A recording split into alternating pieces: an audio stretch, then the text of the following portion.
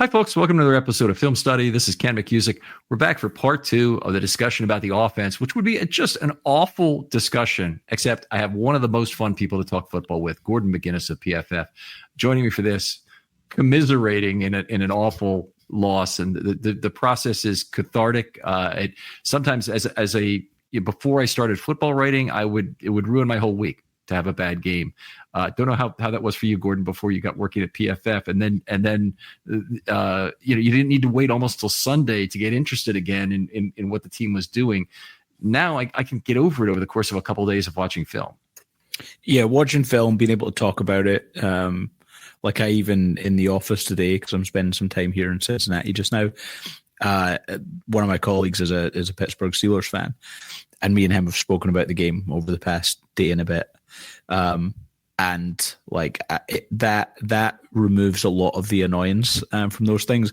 I remember going back, like I considered stopping watching the sport, not seriously, but like when the Ravens lost the 2006 playoff game to the Colts. Oh. I was in a bad mood, I think, for about 6 months after that, and didn't really have an avenue to be able to talk it out. And being in the UK as well, like it's not like I've got friends who are like huge NFL fans. I've got a couple of people who aren't, and it's grown enough now over the years that now I do. But back then, it was very much just like I'm just going to have to sulk about this for 6 months. Yeah, and sometimes loved ones don't even understand the importance of that. It's like if I scream at the TV, you got to let me feel, honey. That's just part of the getting over it process. That 2006 game, there was a work event scheduled. Why they did this on a Sunday, I don't remember, but there was a work event happened. There were some producers or whatever that were in town, and I was supposed to go meet them and play pool with them after the game. And I could not bring myself to inflict myself upon them with the way I felt after the game. I thought I made a very mature decision, not to go there. But anyway, with the things we do for football. Let's talk some offensive line. Anyway, from this game, just at a high level, we talked about in the first episode, there were a lot of ATS opportunities, a lot of 3-second pockets, a lot of room to step into his throw for Lamar Jackson in this game.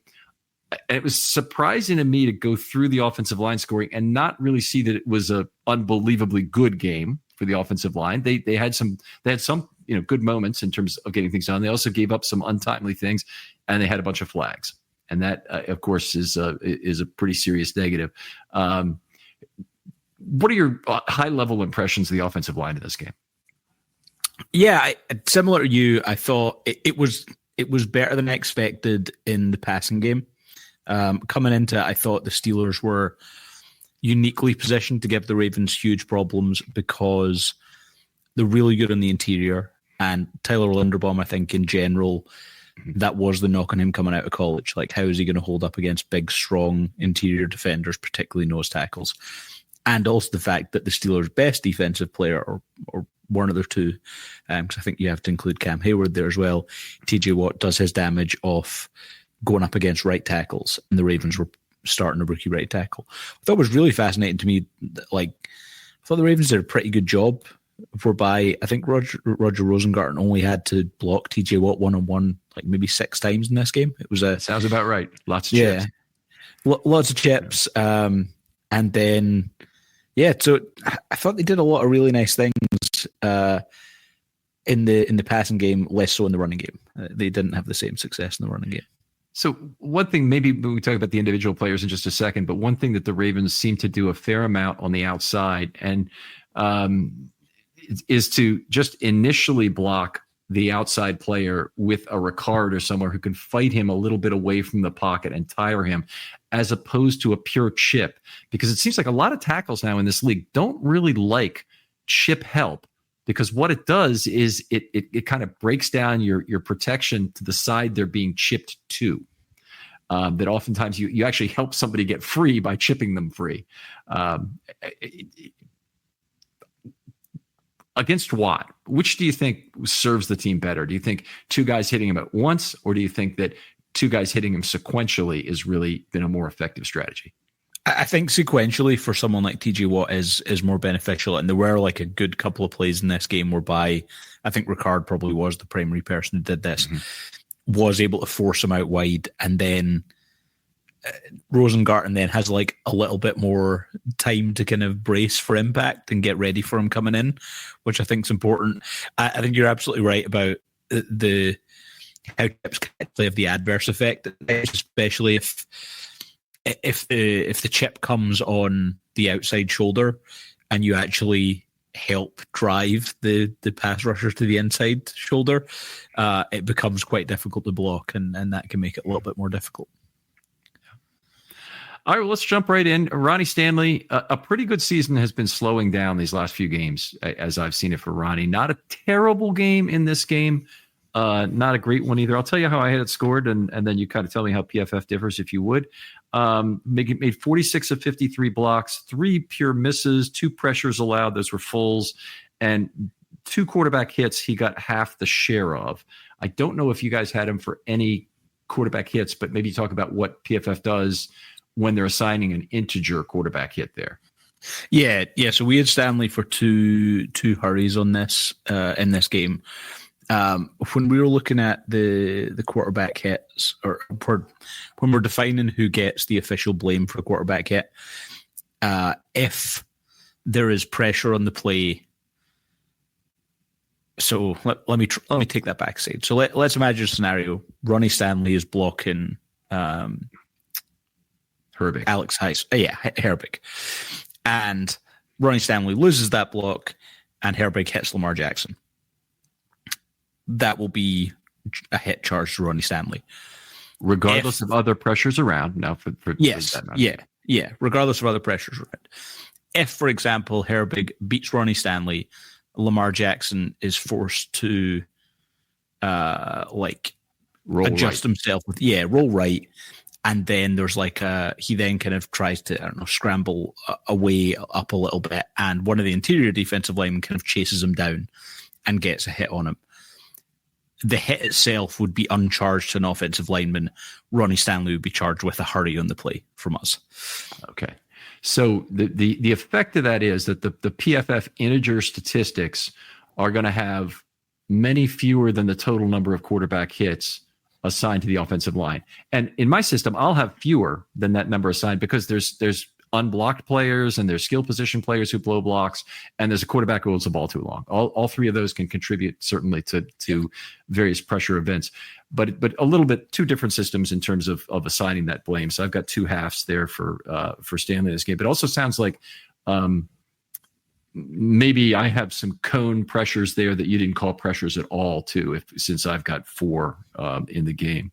And then he had the offensive holding call, 34 points in total, 0.64 points per play. I did give him a big adjustment because I thought Herbig actually is a very tough assignment.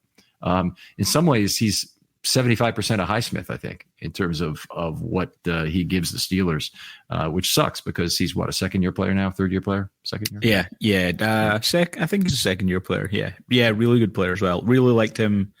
One of those weird Wisconsin have a habit of having those weird off-ball linebacker edge defender tweeners, and they just have I think Andrew Van Ginkel with the Minnesota Vikings, who was with the Dolphins before, similar type of player. They just have a habit of churning those guys out. And I think he's a tough assignment for most offensive linemen. All right. So a C for Stanley as I scored it. How did you guys have him in the game, roughly? Yes, the overall grade was. Let me find it out. I'm trying to. 60.3, which I would say that's pretty much bang on. Okay. What 3 is there? Better in pass protection than in run blocking. Better in pass protection than in run blocking. Okay. I probably would have had it the other way around, but that's okay. Got to the same end point here. No, he had the offensive holding penalty. That would be a big docking to his run blocking. I'm sorry. I probably would have been pretty similar. Okay, so let's move over to McCary, who I think his blocking has been great the last few games. It's just the guy is now leading the NFL in penalties drawn. I saw on Twitter recently. I'd have to actually check that to make sure that's true, and that's actually not an easy thing, at least from my perspective. Maybe you have an easier way to look it up for us quickly. But he hasn't played all the snaps this year. He had some rotational play at right tackle with Rosengarten before he moved to left guard. And if he's still leading the NFL in penalties, this is kind of like the curse of John Simpson showing itself up again at left guard for the Ravens. Yeah, if you play left guard for the Ravens, you're gonna have a whole bunch of penalties in there. I think I've got it just like the total number of penalties. Laramie Tunsil is ahead. I don't know if that could have been impacted by last night. So Tunsil is at 16. With 16. Oh, yeah. All right. Yeah. I don't think last night he did it. No. He definitely had one last night, right? He had one last night on the opening play. I think it was the big Nico Collins catch and run. I think it was ineligible downfield. But it's interesting.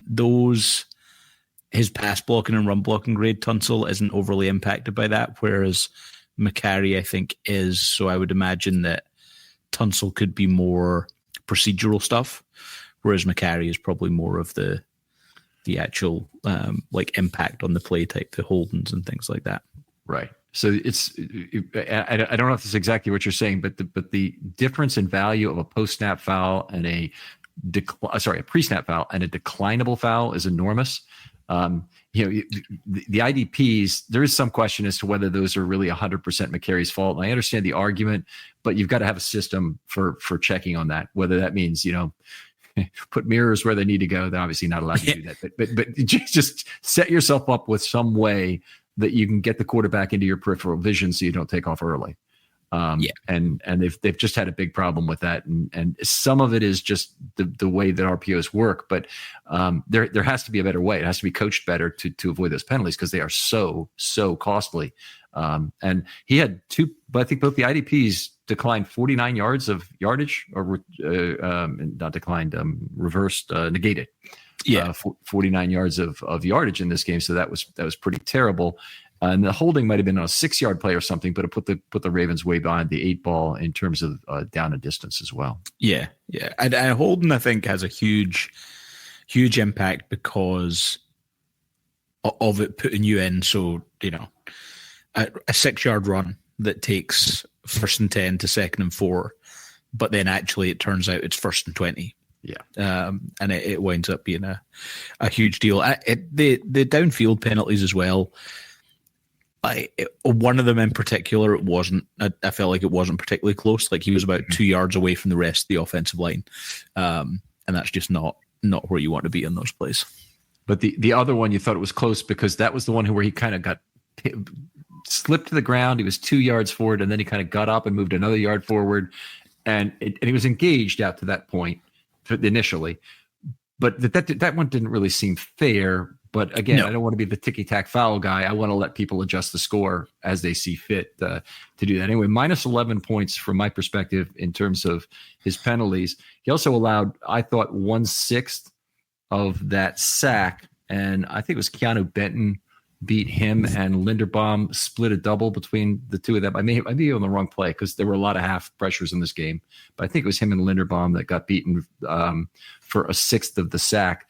That was really 2/3 on Lamar because Lamar escaped the pocket. So the initial pressure was bad. They're responsible for that. But then he escaped the pocket, held onto the ball, and eventually walked out of bounds with it, but without unloading it for a relatively short loss, like a 2-yard loss. But it was a case where most of that sack is on Lamar, but it's the absolute equivalent of a pressure that I gave these two guys in terms of the sharing for it. Yeah, I think that makes sense, and that's we had them with I think it was one pressure in total. That had to be it then. Yeah.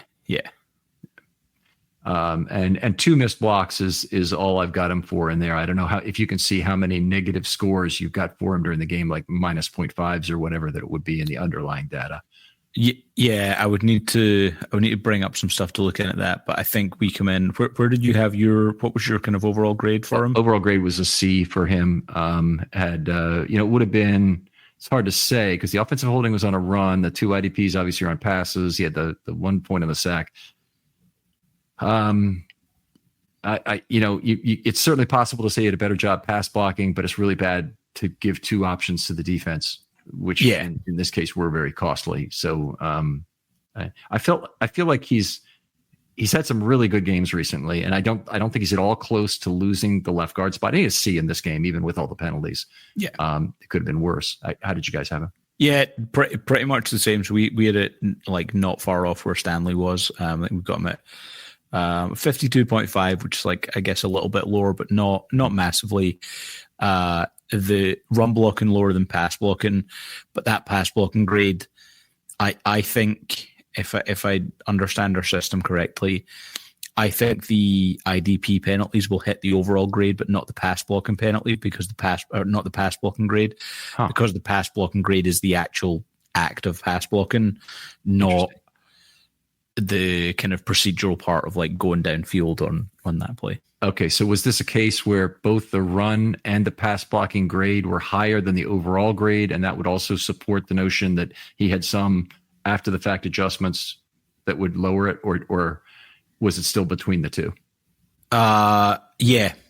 So in this game, he had a 52.5 overall grade, 58.0 run blocking grade, and then a pass blocking grade in the 70s. So okay, so that supports the notion that the IDPs were assessed after those two. That's great. Yeah. All right, let's move on to Linderbaum here. I didn't think Linderbaum had a great pass blocking game. 2 half pressures. You could have called them full, especially if you use a system that does it that way. Half a quarterback hit. The 1/6 of a sack on the Keanu Benton play at him at 0.82, 0.04 adjustment did bump him up to a B-, but I do felt like he was party to a lot of that interior pressure.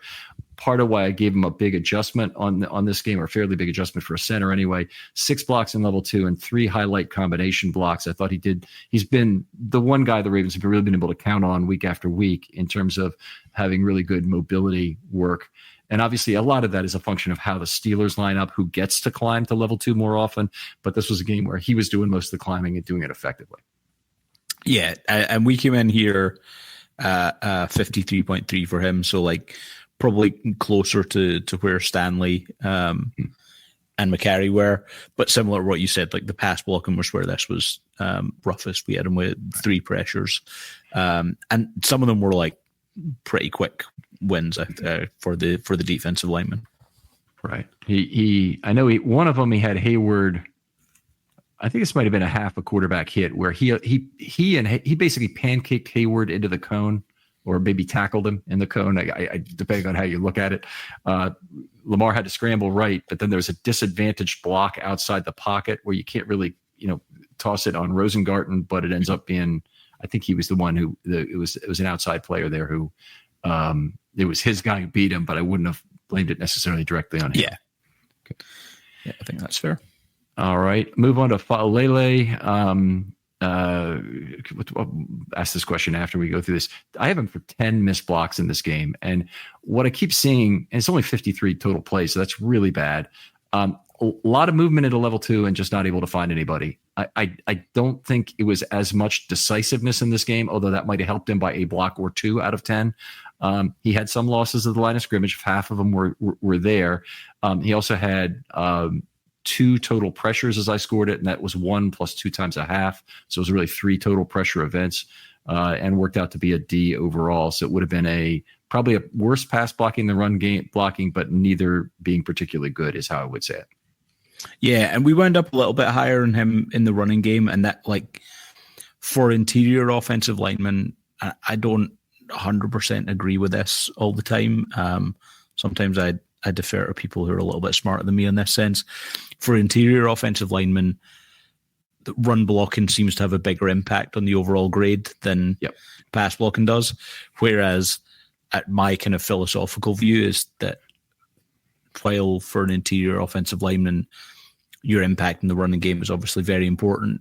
If you're bad in pass protection, it kind of wipes a lot of that away. So like, just a philosophical thing, I write up our PFF team of the week every week, and I pretty much have a rule whereby, like, I don't care what your overall grade is. If you have a pass blocking grade below 65, you're not going in the team.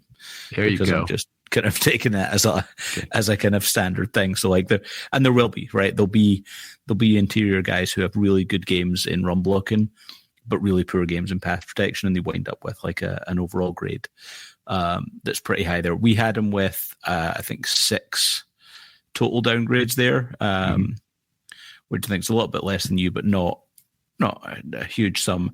And we only had him with I think 3 positively graded blocks. So yeah, his overall grade comes in at the highest, but his pass blocking grade was the lowest. So if you take the way that I would actually flip the logic, I think this would actually match up with where you have him. I'm right on board with you on that. And I don't know if it was you or somebody else at PFF who's now told me how the original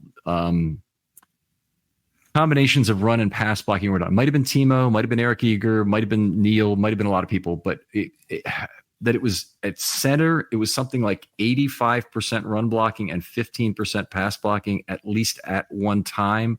And that was kind of explaining Linderbaum's very poor pass blocking year as a rookie, combined with an outstanding run blocking grade that put him up the top tier of centers, not number one, but in the top tier of centers, even as a rookie. And I thought, it was really the explanation I'd been given. Now, correct me if I'm wrong about this, because it came from you. I don't want to be misquoting you. Was that without a weighting like 85-15, you wouldn't find a lot of differentiation between centers, because most of the differentiation was in the run blocking. But that kind of lets a player who's a bad pass blocker at center off the hook. Yeah. So I know for a fact that wasn't me, because that description is way smarter than I'd actually be able to provide. That sounds like Eric or Neil. And it rings a bell with the logic. And I truthfully don't know, like, if it was those specific numbers, or if that still is what the numbers now. But that logic on like the differentiator there is where it comes in. Where I think it plays out especially is in single game grades. Over the course of a season, it tends to even out, and as the grades kind of stack on top of each other, those things kind of even out a little bit. But in an individual game with a smaller sample size, it leads to far bigger spikes there. Right. I don't know about you. I'm perfectly comfortable with game-to-game variation of offensive line play. And we're perfectly comfortable looking at baseball box scores, and Gunnar Henderson hits 2 homers and drives in 4 runs. The next night he strikes out 3 out of 4 at bats. Yeah, I mean, I'm perfectly comfortable with that. It doesn't. What you get from a grading system shouldn't have to be all one way or the other in terms of its predictive value or its stable value versus just reporting what the fuck happened in this game. Yeah, I'm perfectly happy. I think, in fact, we're well served to have a system or systems that do both. And so I like that. Anyway, I agree. The only other thing I was going to say as well is, like, I think there are, so like a lot of the negativity around PFF grades come from people who are like, you can't treat these things as gospel and all those different things. And I don't think anyone should treat them as gospel. I also think they get miscategorized at times. And I think part of this is on us in the early days, not doing a good enough job explaining this. So there is a lot of this opinion baked in, whereby if you look at PFF grades, that means that PFF says that these are the definitive rankings for these players. As they are, right? And there's no allowing for fluctuation, like the cornerback, for example, like Sauce Gardner, probably at worst top 2 in the NFL among cornerbacks, but not having a season. Like, he's a top 2 cornerback. He's not playing particularly well. And like on the offensive line side, and in the NFL in general, these grades are production grades, because if you are an offensive lineman who is not a particularly good zone blocker, or not a particularly good inside zone blocker, and you start for a team who runs mainly inside zone, that will lead to you almost definitely having a particularly bad grade. The next season, you could go to a team who run more outside zone, which is actually what you're really good at, and you wind up with a much higher grade. So effectively what the grades are is the kind of current production from that player within the system they are in. Because a lot of times there are players who are miscast, or there are small changes due to different schematic things and things like that. Absolutely. It's very well said. So you're asking him to do a job that he's not particularly good at. And sometimes that's out of necessity. a lot of the stuff, CJ Mosley had all that criticism for him as a coverage player in his final years with the Ravens, completely unjustified, by the way. He's one of the better coverage linebackers in the NFL, and he capped off his Ravens career during the regular season anyway with that 4th and 10 interception that put the Ravens in the playoffs and at home. It was just a matter of he's a guy who ends up being targeted because the rest of the secondary around him is so good, and it is what it is, but it's not anything you should say the grading system is wrong because of it, or that CJ is necessarily wrong because the grading system says so. Either of those. Yeah, I also think in general, like for linebackers, I think it's a very, very difficult job in coverage, just given the space they have to cover. The other thing on the grading thing that topical just now, so I don't know if you saw this, but the Lions special teams coordinator last week, a guy called Dave Phipp, and the Lions special teams are really good right now. So a very good special teams coordinator, was with the Philadelphia Eagles as well. And he's become a little bit famous for just like when he's at the podium, just riffing to reporters and just like talking for maybe 10 minutes about something. And this past week, he turned his attention to DVOA and PFF and, just about like various different things. And he had an example of when he was with the Eagles, whereby, and this was his way of saying that people shouldn't listen to PFF. And it was that another coach came up to him at a game and said, "Oh, your player who plays the like middle front role on kick returns." So this is the old school kick returns, the old way it was. L3 or R3, whatever it would be. Yeah. And on the this holiday season, find the perfect gift and spark something special with Uncommon Goods. No need to stress. Uncommon Goods makes shopping easy with hand-picked, unique gifts for everyone on your list, all in one spot. Think gifts that bring out the smiles, the laughter, and that, yes, it's exactly what I wanted moment. They scour the globe for one-of-a-kind, handmade, remarkable items, and they always seem to know the perfect gift. I got these Camden Yards drinking glasses on it that have a nice etch of Oriole Park and the skyline around it. Check out their new officially licensed NFL collection for you Raven fans.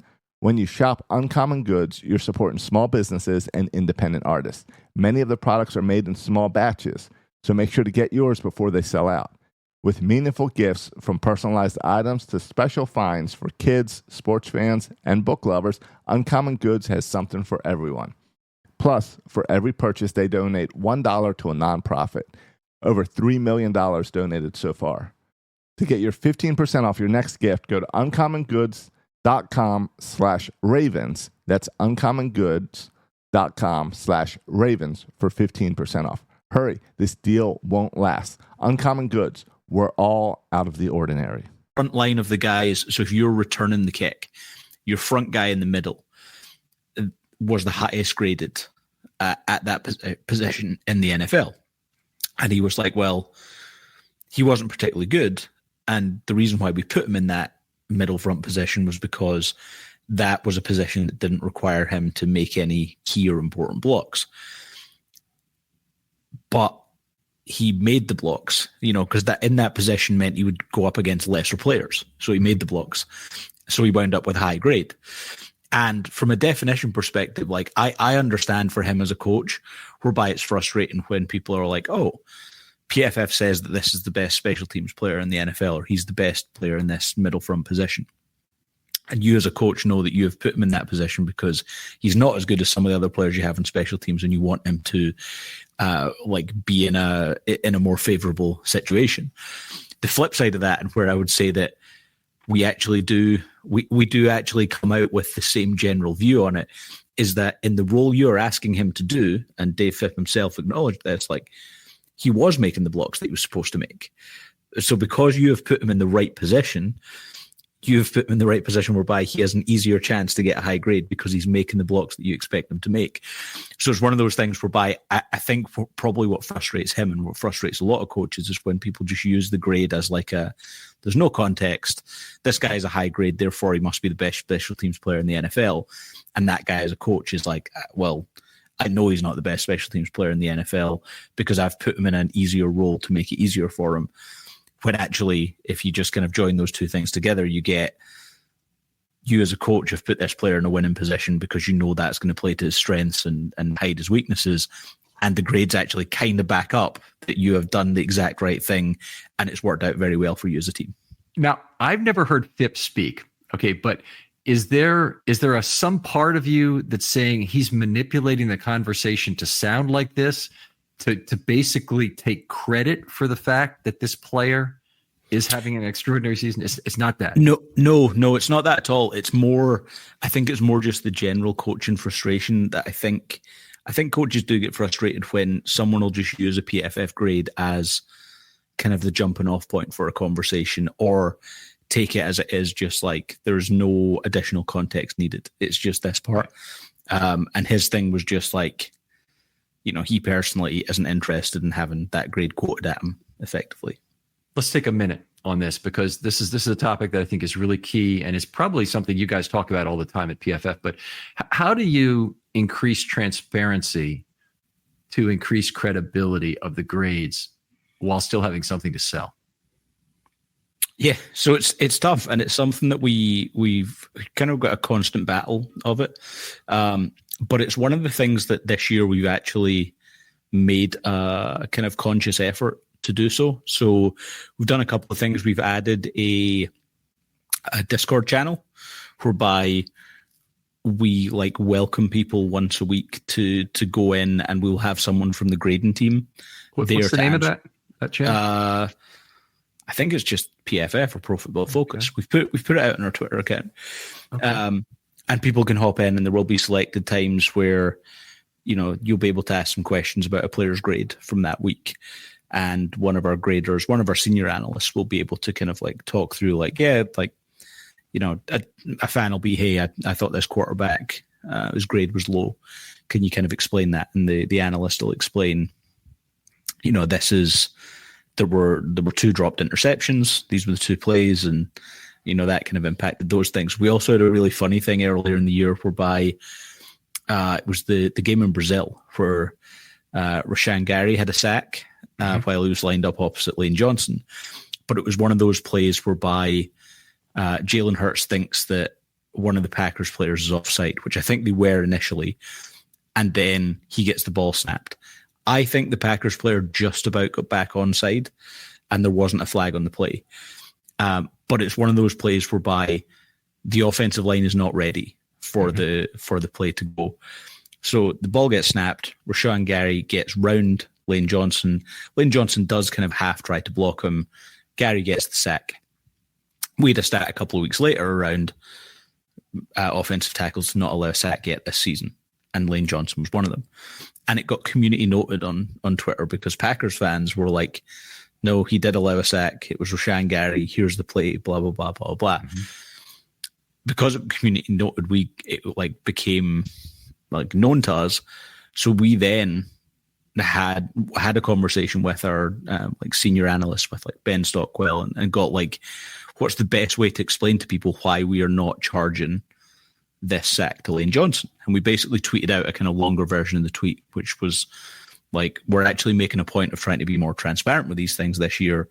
So yes, Rashan Gary gets a sack on this play, but the reason why this is not charged to Lane Johnson is because a Packers player jumps early, Jalen Hurts then gets the ball snapped early, the offensive line is not ready for that. So while you would acknowledge the fact that Gary gets the sack, and he does get the sack and does get credited with that within our system as well as the NFL, we wouldn't downgrade and we wouldn't charge Lane Johnson on those. And what was funny as well is there quite often is contention between offensive line Twitter and PFF. Mm-hmm. All the offensive line guys were quote tweeting it being this is perfectly reasonable. That's not, you wouldn't charge Lane Johnson with that. But there is normally some sort of friction between you and the rest of the offensive line community, you're saying? Not even normally. I think it's improved a lot in the early days. In the early days, because a lot of those guys are, and not incorrectly, a lot of their focus is on trait-based things. Right. Whereas our stuff is more on production, which is the stuff we were talking about earlier. So Daniel Faalele, interestingly, is a pretty good example of this, I think. Traits-wise, not good. One of the worst players you'll ever see. Yeah. Gets away with a lot of it because he's so big that it's difficult to get around him, and he's able to like just lean into people, and it makes it hard to get off blocks. Whereby, and I'm not suggesting that he's a good player, but his actual production is a good chunk better than his actual standard ability, I think. So the offensive line guys, and a lot of times they were looking at that. And if you had like when Tyron Smith had a good few seasons where he was really badly playing through injuries, the offensive line guys still really rated him highly because he was doing all the trait things there. But his production was suffering because he was losing blocks just through not being physically in the same position and stuff like that. But a lot of that stuff, I think, because we've done a better job of trying to be a bit more transparent, has brought it a little bit closer. Do you see a willingness from that group of people? And I don't want to name names here specifically. I mean, I know some of the offensive line names, but in terms of willingness to kind of put their own opinions out there on a play-by-play basis, like how many people out there are doing scoring for their team, at least, that would be, on a similar play-by-play basis, that they would then want to compare it to PFF, as opposed to people who just watch the All-22. I suspect there's, okay, I don't want to toss this characterization on everybody, but I know there are individuals who just want to create a narrative about specific things, anything, not just offensive line play, but anything. And they'll find the 3 plays which back up their narrative. And you can always do that, but it's a hits per at-bat profession. Guess what? There's offensive linemen get a ton of at-bats, more than any other position except for probably quarterback, in terms of what they do on a play-by-play basis. In some ways, more than quarterback, because a quarterback on a handoff, you could call that a non-at-bat. But the question I have is basically, how many other folks are there out there that are doing this for their team and coming to you regularly and asking you, what did you get? Is this a pressure on this play? Did you guys score it that way? Who did you give the quarterback hit to here? That kind of thing. Yeah, so I don't know what happens kind of with different fan bases, but like there's a good chunk of people within the Ravens fan base who will reach out to me once a month, once every couple of weeks, to be like, hey, you guys had X number of pressures for this guy, or you had this grade for this guy. I kind of didn't see it that way. Like, where's the disagreement, or like what are those things? And generally speaking, like the conversations I have with people are like very friendly is probably not the right word, but like there is a willingness to learn, and there's also like on my behalf, there's a willingness that it's not, sometimes it's definitions, sometimes it's that we see it slightly differently than they do. It's not a case of when someone gets in touch, I'm like, okay, you're wrong, and here's why you're wrong. And like sometimes you'll get a play where I'll just be like, I personally see that entirely differently, and I think this is, this type of play and things like that. I do think as well, though, like one of the big advantages with social media has been that like people have been able to grow into those things. So I think there are some really, really good offensive line analysts out there, like Brandon Thorne, who does some of the stuff with the offensive line masterminds guys. And he was someone who, he's been plenty critical of PFF in the past. But he also, again, I think it's similar to the coaching perspective with him. He gets frustrated on like just having grades quoted verbatim at him. And, for those guys, they'll be putting out their own opinions on offensive linemen, and people reply to them and are like, well, they're grading like this and they're doing those things. So for someone like that, like Brandon himself actually now does his own kind of deeper dive analysis, whereby he has he scores sacks and I think potentially pressures as well now for pass rushers in the NFL, whereby he's going and looking at those guys, and it's not just the sack number. He's actually looking at like how many of those were plays where the pass rusher beat the offensive lineman convincingly quickly and things like that. Yeah. And interestingly, topical because of the game that we're discussing here, one of the big debates is always like TJ Watt versus Myles Garrett. And from a grade perspective, Myles Garrett generally comes out on top at PFF. I know when Brandon has done his things as well, the like high quality sack score for Myles Garrett is usually up there, like well among the best in the NFL. So yeah, those things I do think actually. Are you the over point the of years contact for most teams? Do you think for questions about that, or do you have local people, like if a Packers fan wanted to come and ask about how PFF scored pressures, is it somebody else that they would typically be contacting? Do you get mostly the Ravens questions? Yeah, I get mostly Ravens stuff. Yeah. Okay. All right. Yeah, and I just think that's and other guys, there will be fan bases whereby we won't necessarily have someone that's like semi-prominent within their fan base, whereby there will be an avenue for them to go and ask. And then we will have others like who it'll be easy for someone to jump in. It'll be someone they know within their own kind of community. Okay. All right. Well, really do appreciate the transparency, and you guys have always been very responsive whenever I've had questions about things. Let's move to the last offensive lineman here. Get that done because we're well into this episode. We do want to talk about some skill position players. Roger Rosengarten, 9 missed blocks for him, so just a shade better than Faalele as I scored it. 1 penetration, so he really allowed himself to get beat to the inside by TJ Watt on that 3-yard loss by Henry. You probably guys may have had it graded the same way. And 2 half pressures I had him giving up, which, looking at the end of this day and the fact that he had to face TJ Watt, he had a lot of help doing it. I still think that's an outstanding result. Yeah, I think when you look through, and there probably only were 5 or 6 plays where he had to block him one-on-one throughout the entire play. And I think we only had him 1 loss in pass protection in that sense, which I think is probably the same one you had. We had 1 actually, in fact, in pass protection. It was kind of deep in the pocket, so it wasn't even a particularly bad pressure to give up. It was a 12-6 block where he forced Jackson up in the pocket. Yeah, that's the one. I gave him a share of that. Yeah. Yeah. So I thought he did a really nice job in those plays. It was just a pretty limited amount because of the help they were giving him. And yeah, run blocking. So for this game, we had him as the Ravens' lowest graded offensive lineman as a run blocker. And we had him with like 10 downgrades. 6 of those were more severe, so things that were like bigger losses in the running game or quicker losses in the passing game. Mm-hmm. Okay. So, and just going off of what I said earlier, I don't think any of the pass game losses were bigger ones. So, yeah. Okay. Overall grade in the game, I had him at a C. How close for you guys? Yeah, pretty. Like we had him pretty much the same grade as McCarry. Okay. So it maps out pretty similar. Again, run blocking, even more extreme in this. The run blocking was far lower than the pass blocking. Okay. All right. Very good. Well, let's move on a little bit, and I enjoy methodology discussion whenever we get the chance, of course, Gordon, and just hearing about the inner workings of PFF and some of what's going on. We really definitely want to catch up on. But I know the listeners want to hear about some skill position players. Who would you like to talk about?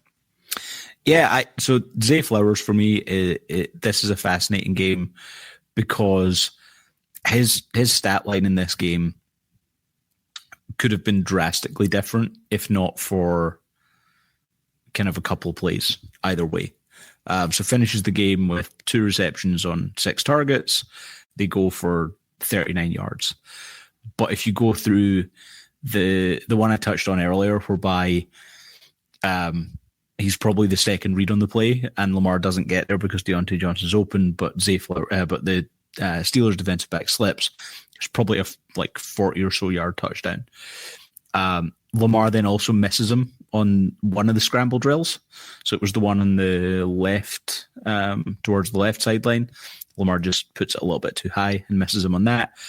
And then obviously the one we talked about earlier, whereby he's open early and then doesn't get his hands there. So this was a game whereby he could have easily had 100+ yards in this game. There were just 3 plays that him and Lamar just didn't get on the same page. I do think you are seeing him and Lamar. He knows where to go for Lamar. I think the Ravens in general at receiver now are in a pretty good spot with this, where Bateman I think is good at it as well. But Flowers is good at finding that spot for Lamar to get there. And this was just one of those games whereby the final result, just with a couple of things, just didn't quite get there. Yeah, with you on that, I particularly like the comment about the Ravens are doing a little, or Lamar's being a little bit better, anticipating a broader set of receivers. So Andrews, he's had this connection with, of course, for years, and it's going to be a very tough day for the Ravens, possibly as early as this offseason when they have to move on from Mark Andrews. And, they have Likely and the Kolar, and maybe they need to save some money. They have a bunch of guys they need to sign. Very possible Mark Andrews is going to be on the way out. But I think he's gotten himself into a good position with now several receivers. Aguilar, I felt, has been a good extended play target for him. I think you get some of that from Kolar. You get a lot of it from Likely, who he's got terrific rapport with. But I think they at least can do it now. Where a few years ago, Andrews was getting so many marginal targets, it was really hurting his production. The number of contested catch opportunities he was getting as a percentage of his total. Yeah, I agree completely with that. All right, let me go on and talk about who do I want to talk about here. I think I want to talk about Tez Walker because one of the problems with the Deontay Johnson acquisition, which is fine as an insurance policy, is that Tez Walker is basically out of the picture at this point. I don't think he's going to see the field offensively at any point. It's possible the Ravens will even need his spot for a return from IR or a signing or activation of a defensive back, whatever it might be. That acquisition of an interior defensive lineman is a possibility, but it's kind of sad that he's lost the year more or less from anything but a practice basis. Yeah, and I think as well, I think that part's been a little bit disappointing. I also think the expectations on him coming into the year were astronomically high for a guy in the fourth round. Not within the Ravens themselves, but the fan base. I think because he was viewed as a steal in the draft, I think everyone was like, "Oh, this guy's going to contribute straight away, and he'll be a deep ball threat." And he'll actually. I think these people were a little bit optimistic that he could develop into the Ravens' number 2 receiver, and that's just something whereby I don't think we do a good enough job yet of understanding that draft steals are not really known immediately after the draft. And normally when there's a guy who is a consensus top 50, 60 player who falls into the 120s or into the fourth round, more often than not, actually the consensus wasn't right on that guy. And there's a reason why they fell a little bit there. So that's something we at PFF are guilty of this as well, right? Day 3 of the draft, you're talking about the biggest steals, and it's the guys who you thought were going to be maybe early day 2 picks that have fallen into round 4. I just think Stone comes to mind. You guys had him very high, and he did end up being a steal. He probably was one of the ones that actually was a good one. But yeah, more often than not, the guys you think are steals, there was a reason why they fell. All right. Another player? On my end, I thought this was an interesting game for Henry, for Derrick Henry, because the overall game and his overall PFF grade comes in at 60.4, and that's because the fumble, right? The fumble early just tanks his grade. Or on a game-by-game basis, an individual game basis, if you fumble as a running back, you are capped at how high your grade is going to be in that game because the sample size is just a lot smaller. What I thought was fascinating in this game, though, is that he had a long of 31. So he averages 5 yards a carry. If you take out that long, then that gets you down to 12 carries for 34 yards. But I think that kind of highlights the positive and the benefit in the Ravens bringing in someone like Derrick Henry. Because where I think he adds value is the fact that he can generate big plays. It's not about him being the guy that goes and gets you consistently 5+ yards a carry or 4.5 yards a carry. It's the fact that even in games whereby he can be contained, the odds on him breaking out a big run at some point, or a 20+ yard run, are pretty high. And I think that's something that at the time of the pickup, I was quite excited about for the Ravens. And even in a game whereby, this is, I think, his worst game for the team so far, you still saw some of that stuff, which I think bodes well for the rest of the season. Yeah, I'm obviously not happy with the fumble. Also, I'm not terribly concerned about the not running Henry enough component of this, other than the fact that I think stylistically this would have been a good game to try and reduce your number of defensive snaps from strategically. It would have been a good decision to do that. We talked about that a little bit earlier, but they got behind the 8 ball so regularly. I'm not sure running the ball wouldn't have led to more holding calls, and they would have been just more behind the sticks there. And they've been very good, by the way, this year at coming back from holding calls. McCary, I want to say he had 5 holding calls and 0 had stalled drives coming into, might have been into last week or maybe coming to this week even. So that's a pretty remarkable stat there all unto itself, because holding calls will very often stall a drive. It's I think surprising that. And so I don't really trust the Ravens offensive line to avoid holding calls and not create the kind of problems that they did in this game as it turned out. I think both of them were run holds, right? One was on the run, one was a 6-yard run left that went to Stanley, and the other one was on McCary. And I'm forgetting the exact play it occurred on, but both were on runs, not on passes. Yeah, I think that's absolutely correct. All right. I think maybe that's enough. Let me just see if we've got anything in the mailbag going on right now. If we do, and I know we had a question that I took in on a bad side of this. Okay, here we go. This is funny and totally topical too. Lyman's Backpack asks, could we save 2 penalties per game if McCary declares as an eligible receiver on every play? This is just a joke. Humor helps with the pain. Yeah. I think he'd have to go out for a pass in order to avoid those. But he might pick him up in OPIs anyway. That strikes me as something that the Bill Belichick Patriots would do. There you go. Okay. All right. Here's another one from Minion Hunter. He's a regular fan, gives a lot of great questions here. If the Ravens wanted to target Johnson for the Steelers game, why did they do it? Why didn't they do it after they had a lead? Why disrupt the regular chemistry before they settled down? So did the Ravens lead at any point in this game? Maybe 7-6 or something? Yeah, I think they did. I think they led 7-6. Okay, so there's very brief opportunity there, obviously, to do it. And if you're saying, they might have had an opportunity to get the lead when on the drives that they threw to Johnson, you could very well be correct. They also missed some field goals I guess I'd have to say, if they missed plays to Johnson, they could have been, in theory, drive stalling plays in and of themselves. I don't think you can get it done that easily. I think you need to script the plays you can script. They probably had a couple in their scripted bag of 15 to 20 plays that were going to Johnson. I just don't think they were executed all that well. And part of it was. I agree, and they did their opportunity to do so with a lead was really limited, actually, because I think they might have only touched the ball once with a lead, and I think it was right at the end of the half on like the one play drive for the Isaiah Likely. Yeah.